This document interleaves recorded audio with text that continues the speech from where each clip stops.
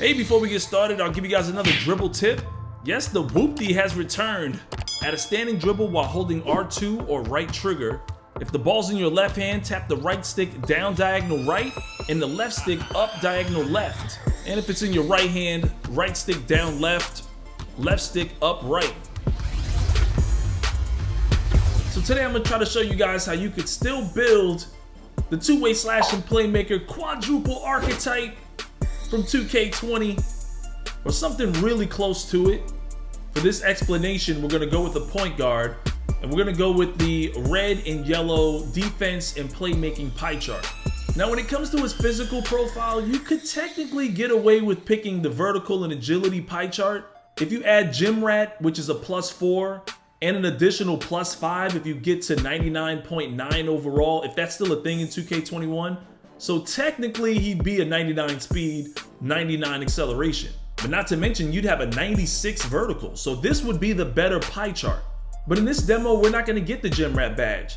And you don't get the +4 or +5 for ranking up to 99 overall. So we're gonna just stick with the speed physicals, but in the real game, I'm more than likely gonna choose the agility and vertical. Now I'm gonna apply his attributes, and then we'll compare it to last year's 6'5" two-way slashing playmaker. Now, if you made this build in 2K20, while you're applying these attributes, the first thing you're gonna notice is that this build has been nerfed. We're gonna come away with 58 badges, and we're still gonna see if we can make this build useful. I'm gonna go with defined, and we're gonna increase his height to 6'5", put him right at about 203. And if you notice, his driving dunk is a 78, so he doesn't get the contact dunks. So if we want to make him as close as that two-way playmaker from 2K20, we have to max out his wingspan.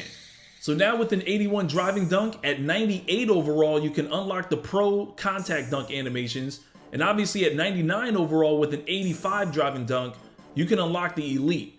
So now let's take a look at a comparison from last year's two-way playmaker in the demo that I did when I initially created the quadruple archetype. Starting from the top, the most noticeable is the hit to the driving dunk. In 2K20, you came out the gate unlocking all the dunk packages. And when you take a look at shooting, there's an obvious hit to mid-range and three-point shooting. And this decrease to shooting only took place because we had to max out his arms to get the contact dunks. But the areas where he really improved in 2K21 was on defense. And I can see how people would say this build was overpowered. If I choose to run Park with another playmaker that has Hall of Fame floor general, my three-point rating would max out at a 72 just like it did in 2K20. Now I know some of y'all are thinking you don't want to be forced to have to run with another playmaker running gold or Hall of Fame floor general, but that's usually what happens when the community complains about one build being overpowered. Basketball is a team sport, and it looks like 2K is going to force you to play team basketball and strategize in order for your builds to be overpowered. And technically that scenario would work for almost any build. You could definitely make all your builds pretty overpowered as long as you're running with a teammate that has floor general. So now that we've seen the numbers and now we see what 2K is aiming for in order for us to be overpowered, we can now move forward. I'm not saying to go with the shot creator takeover this year, but we all know that this would definitely increase your shooting abilities. In my opinion, the best one would be Playmaker because it allows you to maintain your stamina while dribbling. And we all know attacking the basket with more stamina means more posterizers.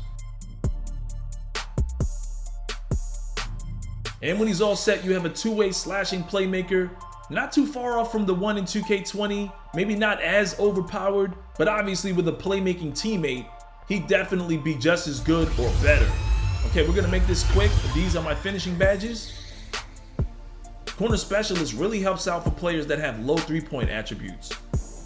Now when the game drops, I would definitely use Unpluckable to stop those guys from reaching on me. I'm also gonna go with Hall of Fame Ankle Breaker because I haven't seen any ankle breakers in this demo. Just wanna see if they added a boost to Ankle Breaker this year. These are my defensive badges. Just wanna be a major pest on the perimeter, bother every shot, and just shut people down with that Hall of Fame clamps. One thing I'd like to say is that 2K did finally listen to us when it comes to making builds bigger or with longer arms. We now get an increase to our dunk rating. Like in previous 2Ks, it was better to make your player shorter, like 6'3" or 6'4", for a higher dunk rating, and that's just backwards when it comes to basketball. So even though they nerfed this build, I still feel kind of confident. I still feel good knowing that I can get the elite dunk packages, so I can definitely get all the best dunk packages, and I get the maxed out arm length. You realize the kind of defensive plays I can make now with longer arms. It just rubbed me the wrong way over the last few 2Ks, how you had to, you know, reduce his arm length to make him a better player. And I don't know, this feels a lot better having these long arms. In some 2Ks, you look more like a football player than a basketball player, because you constantly have to lower your arm length just to be a better player out on the court. So this was really good. Look at Paul George failing in the corner. Anybody else play for the Clippers and realize how many shots Paul George be missing? Right here, it looked like I was about to catch a body, man. Like he was about to go up and dunk on him, but he changed my dunk animation. Point guard going up against the center, so I kind of understand that. Hopefully we find out more about, you know, how strength works in 2K21. Like if you really need strength, because some people say you do. We always say that in every demo. In 2K20, people were saying you do need strength, and I do understand at the power forward or center, but maybe not so much at the point guard, but we'll find out. We're definitely gonna be doing a lot of experimentations this year. I'll be making a whole lot of builds. In fact, I'll be taking some requests. These are quick videos for me, and there's no reason why I can't just make some builds for you guys. I promised I would keep doing that in 2K20, but I got tied up in the grind, and then of course, my twins were born, so I had a lot of other responsibilities, but we're back at it, man. I definitely want to make some builds for you guys. Some of you guys been requesting that 6'8" PG. So I'm just gonna have to see if we can get some good gameplay with that build regardless. And maybe it's just the gameplay you guys want to see as I get that hop step. This two-way playmaker is still a beast. Especially if we figure out a jump shot that works with this build, it'll be a wrap. We still get the ball handling, we can still catch bodies. The only thing that's suspect is the jumper right now. But that's just because it's the demo. We don't want to take the risk of losing all our demo slots, missing a whole bunch of shots with a player that can't shoot. Last year I made a two-way playmaker out the gate because it was the best way to combat the meta, to shut down the cheese. So I definitely want to have this build in my back pocket in 2K21. Let me know what you guys thought in the comment section below. As always, subscribe, and I'll see you in the next one. 2K released some new jump shot landings for 2K21. Take a look at these. We got the bye-bye from Damian Lillard.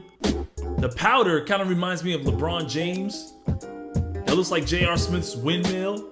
And this takeoff, you know how toxic that's gonna be?